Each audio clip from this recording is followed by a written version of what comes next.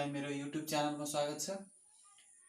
अघिल्ला क्लासहरु जस्तै आज पनि तपाईहरुलाई हामीले क्लास 10 मा स्टडी गरिरहनु भएका म जस्तै स्टुडेन्टलाई मैले आफू भित्र भएको नलेजहरु दिदै छु। आज टपिक रहेको छ हाम्रो glass and its types. Content भित्र भन्नु पर्दा हाम्रा क्वार्ट्ज ग्लास, वाटर ग्लास, त्यसैगरी soft glass, hard glass, borosilicate glass र त्यसैगरी लिड क्रिस्टल ग्लास रहेको छ। यस विषयमा हामी यसका डेफिनिसन र यसका युजेसका बारेमा रहेर डिस्कस गर्नेछौँ। आशा छ तपाईहरुले यो भिडियोलाई अन्तिम तक हेर्दिनु हुनेछ। साथै यो भिडियो कस्तो लाउँछ सुझाव सल्लाह र प्रतिक्रिया दिन पनि नभुल्नु होला। अब भने म यो क्लासलाई स्टार्ट गर्न चाहे। सुरुमा हामी टपिक स्टार्ट गर्नु भन्दा कन्टेन्टका कुरालाई हामी राख्छौं। सुरुमा ग्लास भनेको के हो त्यो टपिक तिर जाँदै छौं। सिम्पली ग्लास भन्नु पर्दा glass is a hard, transparent, amorphous metallic silicate of different metals. Glass is a hard,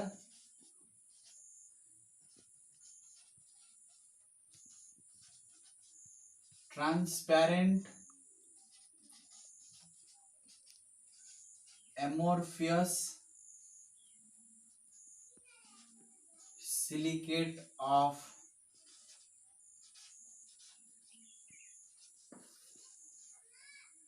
different metals. Simply definition यो रहेको छ।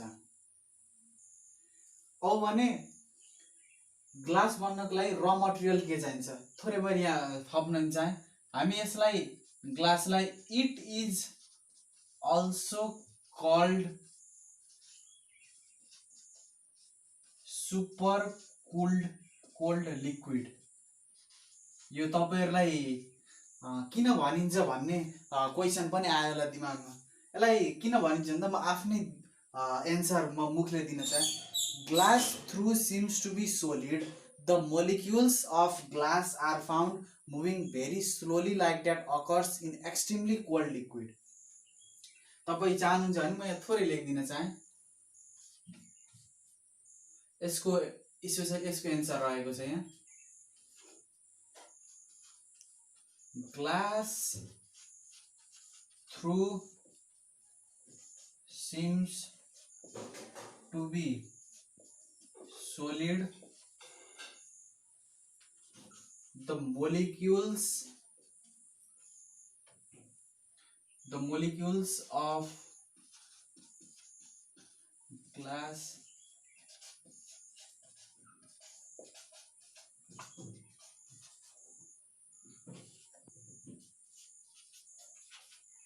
are found moving very slowly like that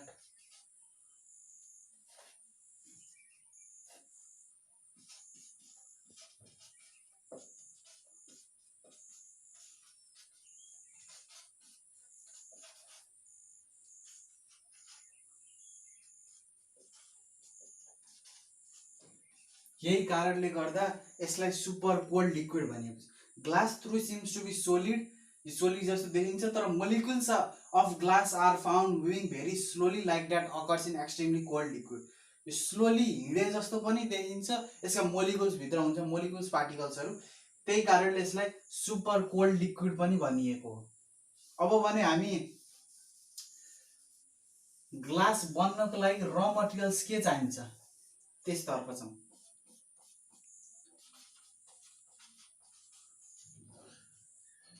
raw material for glass, simply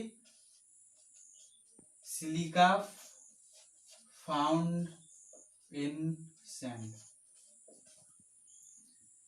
raw material भनेको silica found in sand यो रहेको छ। अब भने हामी आजको कन्टेन्ट तर्फ जाँदै छौं। सुरुमा छ हाम्रो क्वार्ट्ज ग्लास।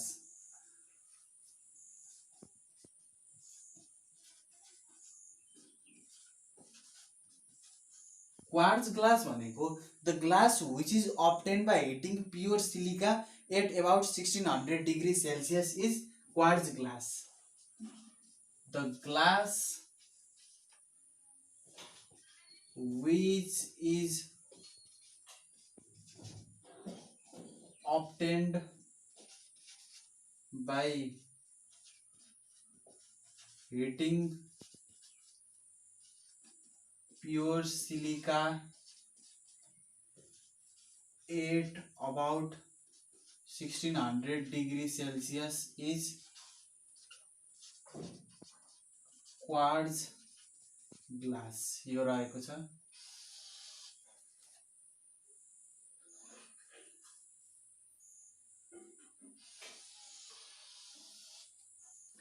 अब अनि मैले यसको युजेस लेख्दैछु। युजेस अफ इट क्वार्ट्ज ग्लासको सुरुमा रहेको छ it is used in laboratory. It is used as laboratory equipment. Laboratory इक्विपमेन्टको रूपमा यो युज हुने गर्दछ।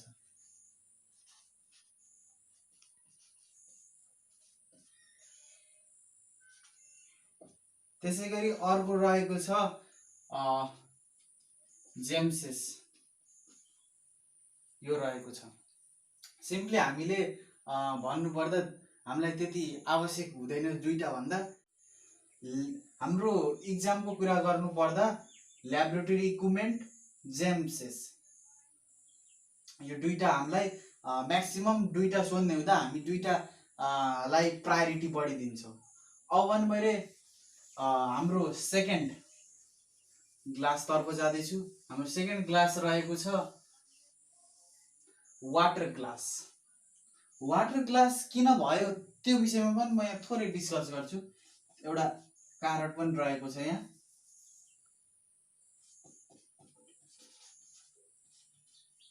वाटर ग्लास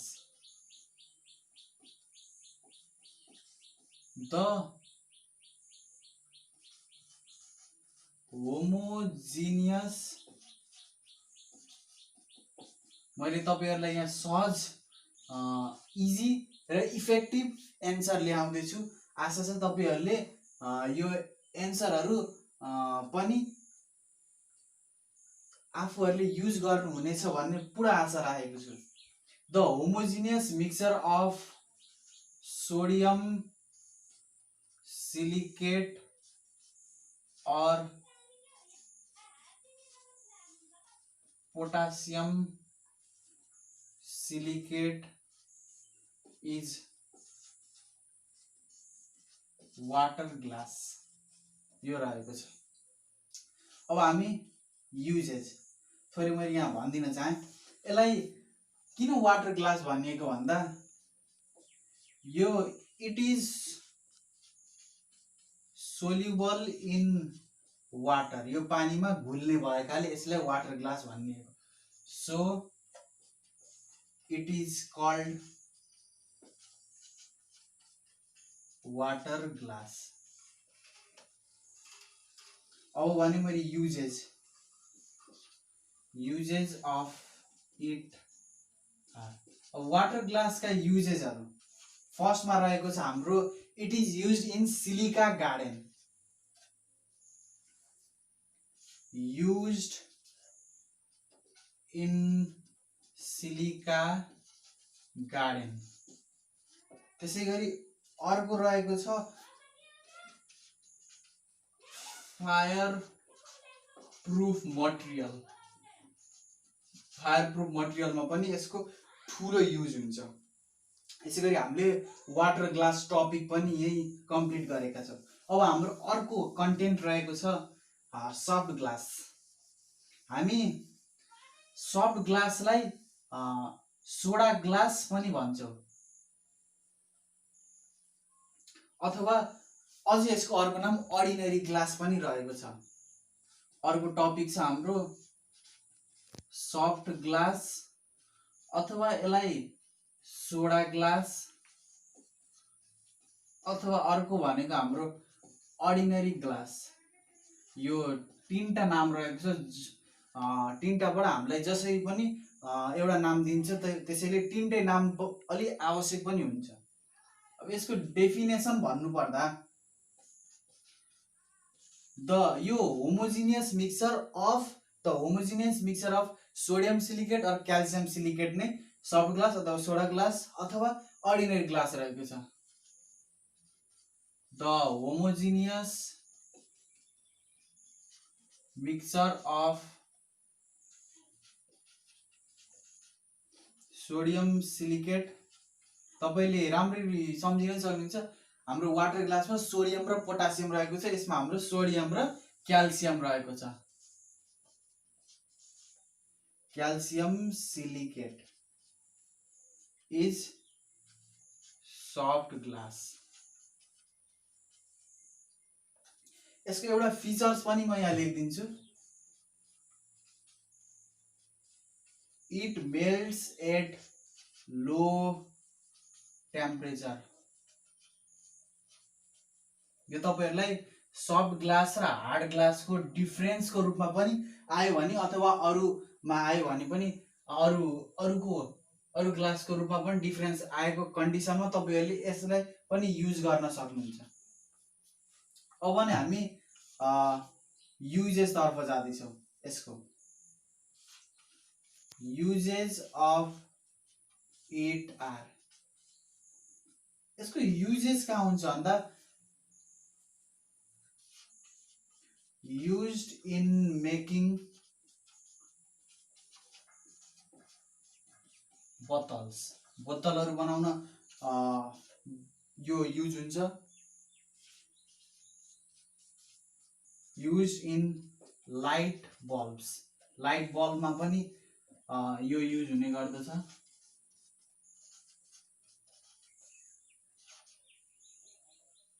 यसैगरी हामीले सफ्ट ग्लास पनि सकाइसकेका छौं।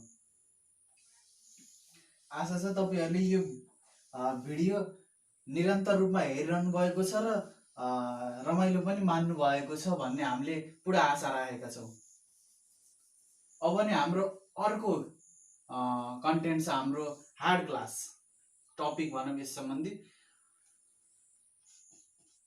यसलाई पनि हामी अर्को नामले चिन्न सक्छौं, हार्ड ग्लास वा पोटास लाइम ग्लास पनि भन्छौं यसलाई हामीले, किन भन्दा यसमा पोटास हुने भएकाले। यसको सिम्पल डेफिनेसन भन्नुपर्दा मैले तपाईले थोरै आइडिया दिएँ। हाम्रो वाटर ग्लासमा चाहिँ सोडियम र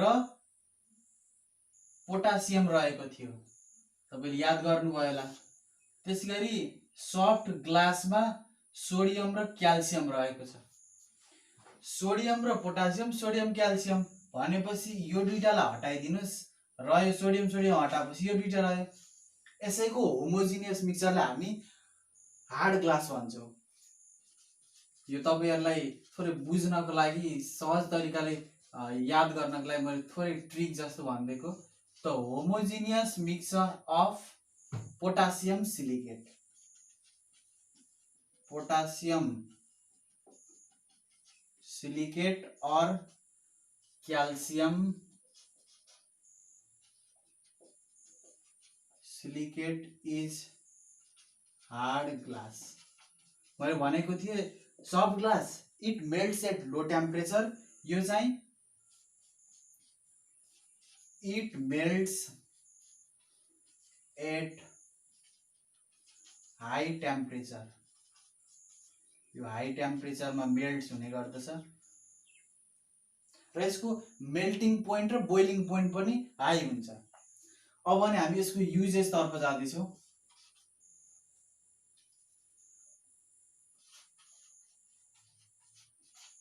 uses of hard glass are, यो हार्ड ग्लास केको लागि भन्दा एउटा used in hard glass test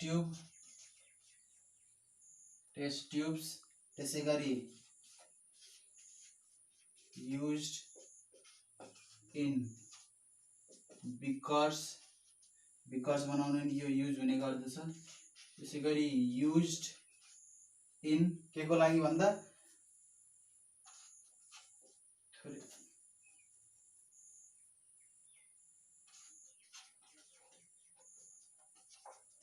tube lights मैले तपाईलाई 3टा पोइन्ट लेखाइदिएको छु। त्यसैगरी हामीले हार्ड ग्लास पनि यही कम्प्लिट गरिसकेका छौं। यसलाई तपाईले नोट गर्न सक्नुहुन्छ। अब भने हाम्रो अर्को टपिक रहेको छ बोरोसिलिकेट ग्लास।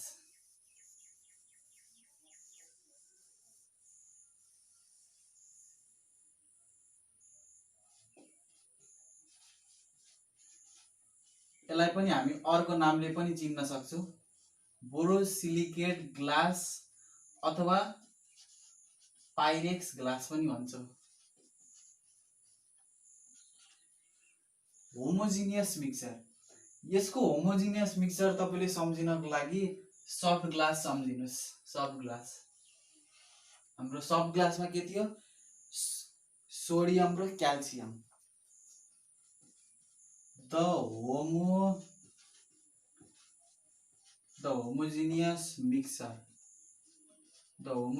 मिक्सचर अफ हाम्रो सफ्ट ग्लासमा सोडियम सिलिकेट थियो एउटा, त्यसैगरी calcium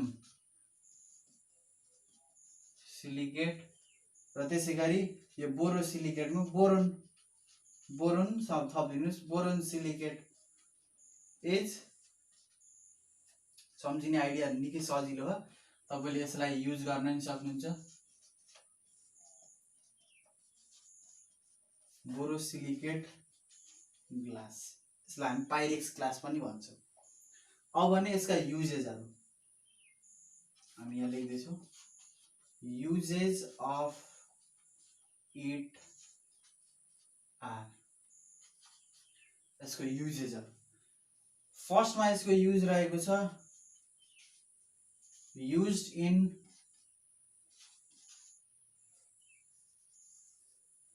test ट्युबमा,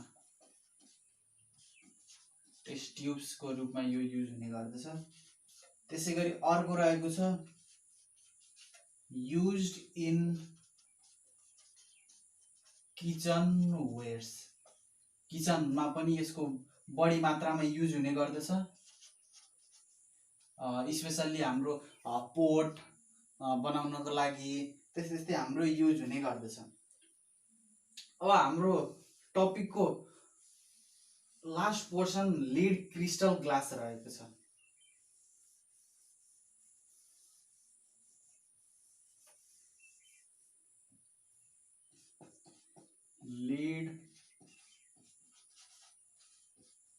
lead crystal glass, इसको homogeneous mixture, the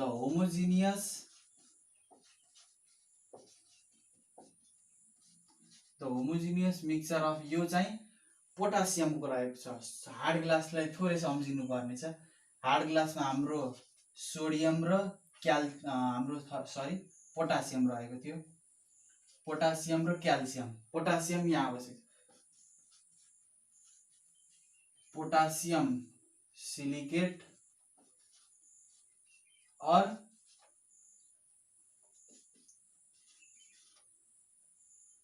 lead silicate is lead crystal। यो ग्लासको हाई रिफ्र्याक्टिभ इन्डेक्स पनि हुन्छ। दिस टाइप अफ ग्लास, यो हामीलाई 1 मार्क्समा पनि आएको छ। यो हाम्रो प्रोभिन्स 2 बाट सोधेको क्वेशन चाहिँ मान्छु म यो। This type of glass has high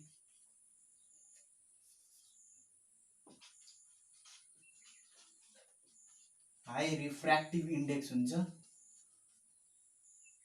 अब भने यसका युजेसहरु, युजेस अफ इट आर, यो सेम बोरोसिलिकेटकै युजेस रहेको छ। यसको युज्ड इन हार्ड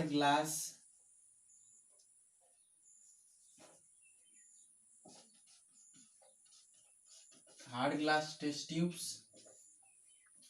त्यसै गरी युज्ड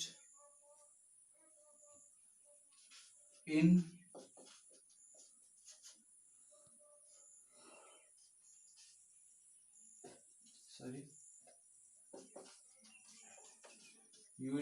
किचन वेयर्स। यसै गरी हाम्रो कन्टेन्ट भित्रको हामीले यहाँ सकाइसकेका छौँ। अब भने मलाई थोरै मैले यहाँ थोरै डेफिनेसन सोध्नु भएको थियो, 2-3टा यही टपिकसँग रिलेटेड। एउटा टपिक थोरै सिरामिक्सतिर थियो, त्यो पनि मैले यहाँ एड गर्न चाहेँ। मलाई 2टा डेफिनेसन सोध्नु भएको छ, सरी 3टा। सुरुमा रहेको छ हाम्रो एनिलिङ, यो धेरैले सोध्नु भएको थियो। यो भनेको the process of slowly cooling down of hot glass. The process of slowly cooling down of hot glass. यो वर्ड तपाईले सब ग्लासतिर पनि सुन्नु भयो होला, इज एनिलिङ। त्यसै गरी अर्को रहेको छ हाम्रो ग्लेजिङ, यो पनि तपाईले सिरामिक्सतिर सुन्नु भयो होला। द प्रोसेस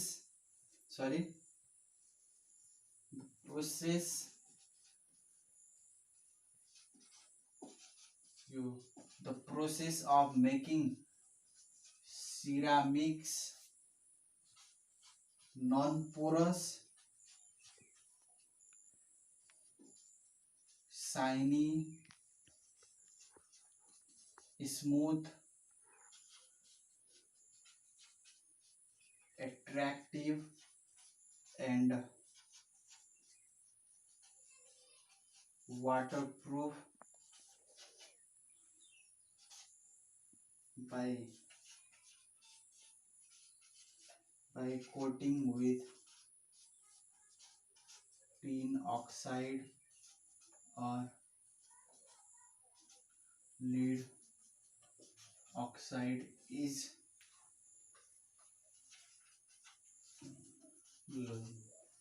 लास्टमा रहेको छ हाम्रो सिमेन्ट मोर्टर भनेको रहेको छ, त्यसलाई पनि मैले एड गर्न चाहे।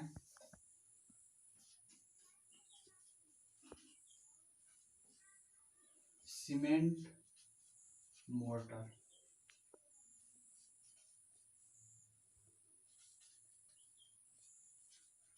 the mixture of cement, sand and water, which is used for making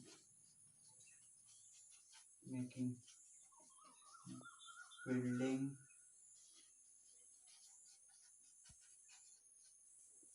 and plastering of